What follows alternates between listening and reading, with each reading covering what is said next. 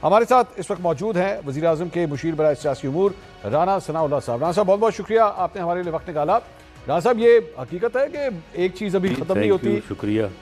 ये हकीकत है कि क्या एक चीज़ अभी ख़त्म नहीं होती, दूसरी शुरू हो जाती है? अभी मोहसिन नकवी साहब की दी हुई बात के ऊपर अभी टॉक शोज़ हो ही रहे थे कि बिलावल भुट्टो साहब आ गए, बिलावल भुट्टो साहब को डिस्कस करना शुरू किया तो पाकिस्तान तहरीक इंसाफ अब आप लोगों के खिलाफ एक तहरीक शुरू करने लगी है।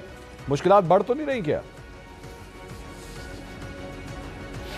खान साहब, ऐसा ही होता है और ऐसा ही होता रहना चाहिए। अच्छा, अगर एक बात के बाद जो है वो बातें ख़त्म हो जाएं तो फिर तो स्टैंड स्टिल हो जाएगा। अच्छा, तो फिर तो जो है वो ज़िंदगी रुक जाएगी। अच्छा, बात तो कोई ना कोई जो है वो चलते रहना चाहिए। और ख़ास तौर पे एक जमहूरी सियासी निज़ाम जो है उसमें एक यानी एक बड़े फ़िलासफ़र का या बड़े आदमी का कौल है कि बड़े धमाके को रोकने के लिए छोटे छोटे धमाके जो होते रहने चाहिए। अच्छा, नहीं तो अब बड़ा धमाका रोकने के लिए ये जो छोटे छोटे धमाके करने थे, पहले उससे आगाज़ करते हैं।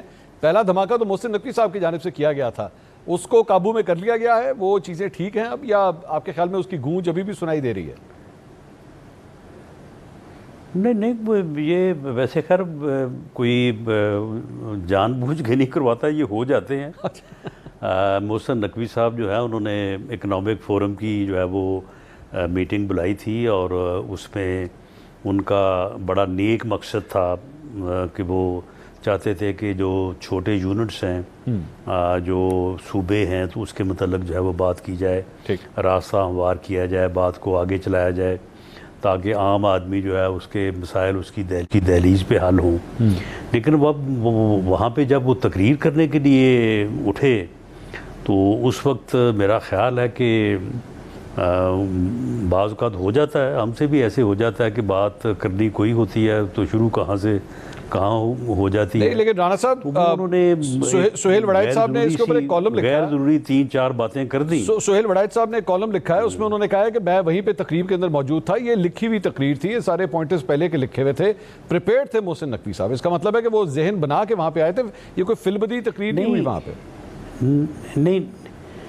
नहीं, सुन लेना, अगर जहन बना के कोई आए या कोई लिखी हुई तकरीर हो तो उसमें कोई रब्त होता है ना। अच्छा, उसमें कुछ सीक्वेंस होता है। आप मुझे बताएं कि जो उन्होंने वज़ीर आज़म का रेफरेंस दिया या उन्होंने जो फील्ड मार्शल का रेफरेंस दिया या उन्होंने जो वो वहाँ पे बहुत मुअज़्ज़ज़ लोग बैठे थे उनको कहा कि जी आप सियासत में आए हो, आप भी वज़ीर बने, आप भी वज़ीर आला बने, आप इलेक्शन में छा जाएंगे, इस बात का, या उन्होंने कहा कि जी आप तो जो है वो इन लोगों को पैसे देते हैं 50-50, 10-10 करोड़ रुपया। इन चीज़ों का आप मुझे बताएं कि छोटे यूनिट या सूबों के बनाने से आप इनका मुझे कोई राब्ता बता दें कि इनका इन चीज़ों का इस चीज़ से तल्लुक़ क्या था या किस तरह से ये चीज़ें जो है वो इस मौक़िफ़ को सपोर्टिव हैं। ठीक है, चलें, ये आप समझते हैं कि इसका कोई ताल्लुक नहीं, तो वज़ीर आज़म कोई एक्शन ले रहे हैं सर इसके ऊपर, कोई कदम उठाने लगे? मेरा ख्याल है कि ये चीज़ इस सोवर्दी नहीं है कि इसके ऊपर कोई जो है वो एक्शन लेना चाहिए। बट ठीक है, इस किस्म की बातें जो है वो लोग अपनी जो है वो समझ बूझ के मुताबिक जो है वो करते रहते हैं। अच्छा, तो अब आपके ख्याल में नए सूबों का मामला अब ख़त्म हो गया, मतलब इसको अभी डिस्कशन में नहीं आएगा, ये नेशनल डिबेट में से निकल गया? नहीं, ये तो अभी शुरू हुआ है। अच्छा, शुरू हुआ है। अच्छा, यानी इसमें उन्होंने इस मामले को शुरू करना था, लेकिन इसमें ज़ोर पैदा करने के लिए उन्होंने सिस्टम को भी लताड़ दिया, उन्होंने जनाब जो है वो सियासतदानों को भी जो है वो लपेट लिया कि जी इनको पैसे दिए जाते हैं, और उन्होंने हर तरफ ही जो है उन्होंने जो है वो अपना इसकी लपेट में ले लिया। हालांकि इसके ऊपर तो बात अभी मेरा ख्याल है कि शुरू हुआ चाहती है और शुरू होगी, और इसके ऊपर डिबेट होनी चाहिए। अच्छा, इसके ऊपर डिबेट कई सालों से होती आ रही है, तो उस डिबेट के नतीजे में ही कोई कंसेंसस जो है वो आगे बढ़ेगा। तो राना साहब, अगर ये तो बड़ी अच्छी सोच है आपकी, कंसेंसस होना चाहिए, तो इस कंसेंसस में तो फिर पाकिस्तान पीपल्स पार्टी से, पाकिस्तान तहरीक इंसाफ से बड़ी जमातें हैं ये इस मुल्क की, उनके साथ भी कोई बातचीत होगी, लेकिन आप लोगों के तो लग रहा है ताल्लुकात हालात काफ़ी ख़राब हैं आजकल इन दोनों जमातों से। नहीं, हमारे उनके साथ ताल्लुकात जो हैं वो बड़े मुनासिब हैं। अच्छा। इलेक्शन में, क्योंकि इलेक्शन स्पीचेस होती हैं और इलेक्शन की कुछ रिक्वायरमेंट्स भी होती हैं उस मजमे की, उन लोगों की, वर्कर्स की, माहौल की, तो उसमें फिर जो है वो वैसे मैं इसको इंडोर्स नहीं करता। आदमी को अपने कंट्रोल या अपने हवास में ही रहना चाहिए, लेकिन बाद औक़ात जो है वो फिर चीज़ें जो है वो थोड़ा क्रीज से जो है वो बाहर हो जाती हैं, नाराजगी नहीं है, आउट हो जाती है। पार्टी से तो नाराजगी नहीं है। ये आज़ाद कश्मीर के इलेक्शन में कुछ ऐसा हुआ है नहीं, कोई नाराज़गी नहीं है। हमें वो सारे हमारे जो है वो बड़े अच्छा उनके साथ तल्लक है, लेकिन मुझे बेहद अफसोस है कि उन्होंने जो है वो आज़ाद कश्मीर में होने वाला इलेक्शन, जो मेरा दावा है और इस बात का रिज़ल्ट जो है वो आप सीट वाइज देखें, इस चीज़ का सबूत है कि the election was credible, the election was free, election was fair और नॉन वायलेंस था, लेकिन उन्होंने इसके ख़िलाफ़ जो है वो एक बेजा जो है वो प्रोपेगेंडा किया, लेकिन जो कि राना साहब, लेकिन ये भी तो हकीकत है कि आप वाहिद जमात हैं जो ये कह रही है कि जनाब ये इलेक्शन जो थे ये फेयर थे। पाकिस्तान पीपल्स पार्टी कह रही है धांधली हुई है। आपके अपने मतलब इत्तेहादी हैं अलीम खान साहब, उनकी जमात कह रही है धांधली हुई है। पाकिस्तान तहरीक इंसाफ ऑलरेडी मैदान पहले ही बायकॉट कर चुकी भी थी। सारी की सारी दीगर जमातें जो हैं वो इस किस्म के इल्ज़ाम आप लोगों के ऊपर लगा रहे हैं।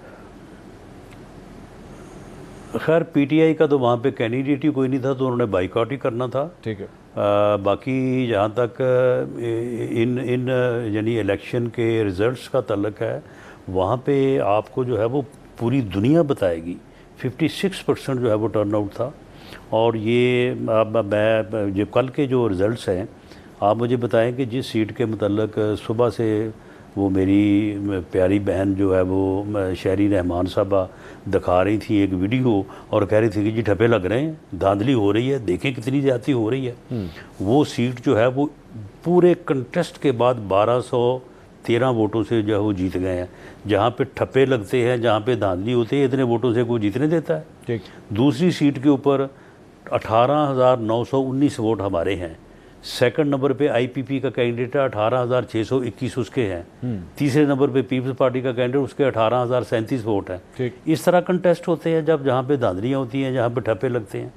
ये वहाँ का रिज़ल्ट, वहाँ का जो इलेक्शन जो है वो एक एक चीज़ जो है वो इस बात को साबित करेगी कि the election was fair, election was credible और बहुत ही जो है वो एक फेयर तरीके से जो है वो इलेक्शन हुआ है। और अब आप देखें, इन्होंने वो एक एमएनए का जो है वो कहा था कि जी उसको वो ज़ख्मी हो गया, वो किधर है वो एमएनए? अच्छा, ठीक ठीक। उसका आज तक ना कोई मेडिकल आया, ना उसकी कोई एप्लीकेशन आई है। और हाँ साहब, ये पाकिस्तान तहरीक इंसाफ भी अब आप लोगों के अगेंस्ट लॉन्ग मार्च या एहतजाज का जो है वो प्रोग्राम लेके आगे आ रही है। ये भी एक नई मुसीबत है, एक नई प्रॉब्लम खड़ी हो सकती है। नहीं, मेरा ख़्याल है कि ये उनकी बड़ी अच्छी स्ट्रेटजी है, वाइज बात उन्होंने की है। इससे पहले तो वो जब भी वो एहतजाज का नाम लेते थे और कहते थे जी हम आ रहे हैं इस्लामाबाद का घिराव करने, अच्छा, यानी कैपिटल के घिराव से कम वो एहतजाज ही नहीं करते थे। अच्छा। और इससे पहले 2 मरतबा जो है वो कर चुके हैं। अच्छा। और उसके फिर इंतहाई जो है वो नुकसानात उनको भी उठाने पड़े और अदरवाइज़ भी मैं समझता हूँ कि कोई बेहतर नहीं हुआ। ये इस मरतबा उन्होंने अच्छा किया है कि उन्होंने एक जो अमूमी एक सियासी जमातों का एहतजाज करने का रवैया होता है कि हर शहर में आप रैली निकालें, जुलूस निकालें या गिरफ्तारियाँ वगैरह दें, तो मेरा ख्याल है ये उस एहतजाज से बेहतर है जो वो पहले करते रहे हैं। हाँ। पहले तो वो 10-15 हज़ार बंदा इकट्ठा करके तो वो इस्लामाबाद की तरफ चल पड़ते थे। तो राना साहब, सुहेला अफरीदी साहब बतौर वज़ीर आला जब आए थे तो वो इश्क इमरान वाली तकरीर, मामला काफ़ी ख़राब थे, उनके हवाले से टेंशन मौजूद थी वज़ीर आज़म और वज़ीर आला के दरमियान। अब वक्त के साथ साथ कैसे साबित हुए हैं वज़ीर आला खैबर पख्तूनख्वा? वक्त के साथ साथ इश्क को काफ़ी अफाका है। अच्छा। और इश्क की जो तुंदो तेज़ियाँ हैं ना, वो अब जो है वो काफ़ी जो है वो बेहतर हो गई हैं। अच्छा। तो मेरा ख्याल है कि आने वाले दिनों में और भी बेहतर हो जाएंगी। अच्छा, यानी आपकी नज़र में झाग बैठ गई है, वो जो शुरू की झाग थी वो बैठ गई है, अब चीज़ें काफ़ी पुरसुकून हैं। हाँ नहीं, अब उनका जो है ना इश्क इमरान में जो है वो मरने का नहीं, कमाने का इरादा है, और वो इस वक्त ठीक जा रहे हैं मेरे ख्याल में। अच्छा ठीक है, बहुत शुक्रिया राना सनाउल्लाह साहब। वज़ीर आज़म के मुशीर बराए सियासी उमूर राना सनाउल्लाह साहब की गुफ्तगू आपने सुनी। उन्होंने कहा कि नए सूबों के हवाले से अभी तो डिबेट का आगाज़ हुआ है, ये मामला जो है अभी आगे चलेगा। सिर्फ ये है कि मोहसिन नकवी साहब ने जो तकरीर की उसके ऊपर उनकी राय ये है कि उसमें कुछ चीज़ें वो कह दी गई जो शायद नहीं कहनी चाहिए थी, गवर्नेंस के हवाले से या इस मौजूदा सिस्टम के हवाले से। डिबेट अगर होनी है तो होनी चाहिए, उससे कोई फ़र्क नहीं पड़ता।